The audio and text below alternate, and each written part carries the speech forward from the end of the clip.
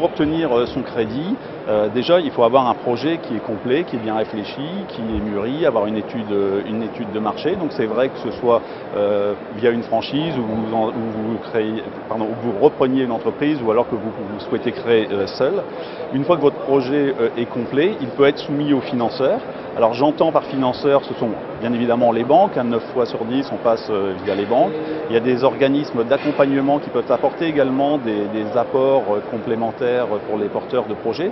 Et il y a d'autres acteurs qui peuvent être des investisseurs, des fonds d'investissement qui peuvent participer également au financement du projet du créateur, mais également des autres entreprises, pas uniquement le créateur. La première étape déjà pour se lancer, c'est d'avoir un projet, que le projet soit vraiment mûri. Alors j'entends mûri, c'est-à-dire qu'on est vraiment réfléchi à l'ensemble des composantes du projet. Il y a l'aspect commercial, le marché, mais également les locaux, les experts comptables qui apportent un accompagnement important pour tout ce qui est statut de l'entreprise.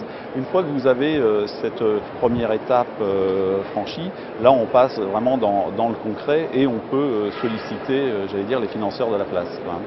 Pour les créateurs, pour les repreneurs et autres, je conseille vivement de faire appel à des structures telles que Access Crédit Pro qui leur permettent réellement d'optimiser leur chance d'avoir le financement parce que justement nous apportons le diagnostic qui fait que lorsque nous arrivons face aux financeurs, banquiers ou autres acteurs, le dossier est complet et répond à l'ensemble des critères et des attentes qui leur permettent de suivre le projet et d'accompagner le créateur ou le repreneur dans son projet.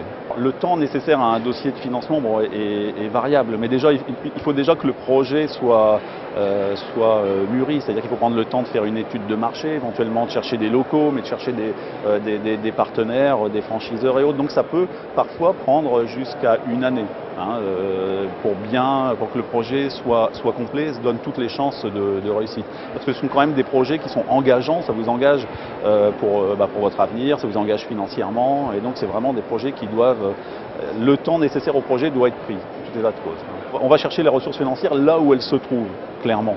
Donc c'est-à-dire qu'on a recours effectivement aux prêts d'honneur, on a recours à d'autres structures telles qu'on voit ici, nous avons Noraction, l'IRD ou autres.